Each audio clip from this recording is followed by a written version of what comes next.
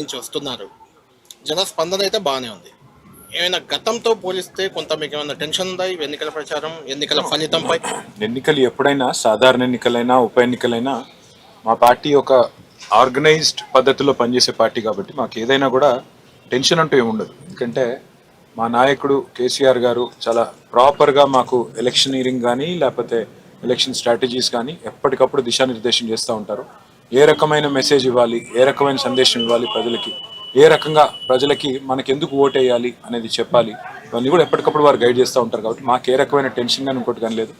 ఇంకోటి పక్కగా హైదరాబాద్లో బీఆర్ఎస్ పార్టీకి 2015 నుంచి ఈ రోజు వరకు ఏ సందర్భంలో ఏ ఎన్నికల్లో కూడా ఓటమి తెలియదు మాకు. మీరు చూస్తే అసలు 2 సార్లు కార్పొరేషన్ ఎన్నికలు గెలిచాము. 2018లో 2023లో కూడా శాసనసభ ఎన్నికలు గెలిచాము. గోపీనాథ్ గారి అకాల మరణం వల్ల వచ్చిన ఈ ఉప ఎన్నికల్లో కూడా డెఫినెట్గా గోపి గారి మీద ఉన్న అభిమానం కానివ్వండి, పార్టీ మీద ఉన్న ప్రేమ కానివ్వండి, అట్లాగే కాంగ్రెస్ పార్టీ చేస్తున్న అరాచక పాలన కానివ్వండి, అన్నిటి వల్ల తప్పకుండా మళ్ళీ ఒకసారి హైదరాబాద్ ప్రజలు, జూబ్లీహిల్స్ ప్రజలు మాకే తప్పకుండా గెలిపిస్తారని నమ్మకం నాకు. అంటే కేటీఆర్ గారు ఏంటి మీ నమ్మకం ఏంటి? గతంతో కంపేర్ చేస్తే ఈసారి ఖచ్చితంగా కాంగ్రెస్ ఓడిపోతుంది అని పదే పదే చెప్తున్నారు. ఏంటి నమ్మకం? అంటే 2 ఏళ్ల పాలనలో కాంగ్రెస్ చేసిన మంచి ఏంటో ఇంతవరకు ఏ మనిషి కూడా చెప్పలేకపోతున్నారు.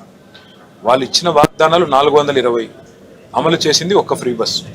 ఆ ఫ్రీ బస్సు కూడా ఎంత గొప్పదంటే మహిళలకు ఫ్రీ, పురుషుడికి డబుల్ రేటు, ఇంట్లో ఒకవేళ పిల్లోడు ఉంటే, చదువుకున్న పిల్లోడు లేదా అమ్మాయి ఉంటే 25% బస్ పాస్ ఛార్జీలు పెంచారు. కాబట్టి ప్రజలకి కాంగ్రెస్ మోసం స్పష్టంగా అర్థమైంది.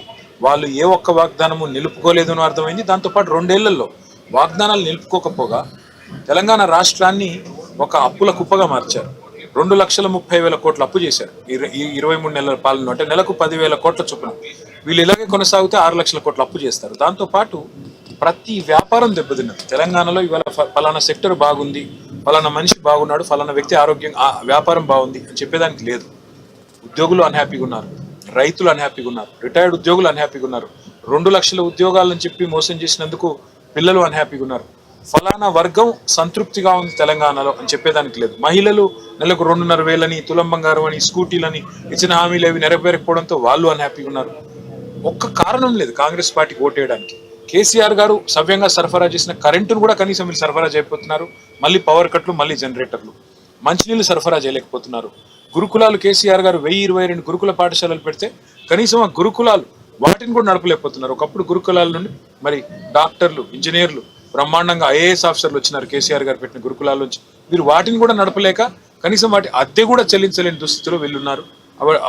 ఆ గురుకులాల్లో పిల్లలు చచ్చిపోయే పరిస్థితి వచ్చింది ఈరోజు. అందుకే ఏ వర్గము సంతృప్తిగా లేదు కాబట్టి ముమ్మాటికి కాంగ్రెస్కు గుణపాఠం చెప్తారనేది మనం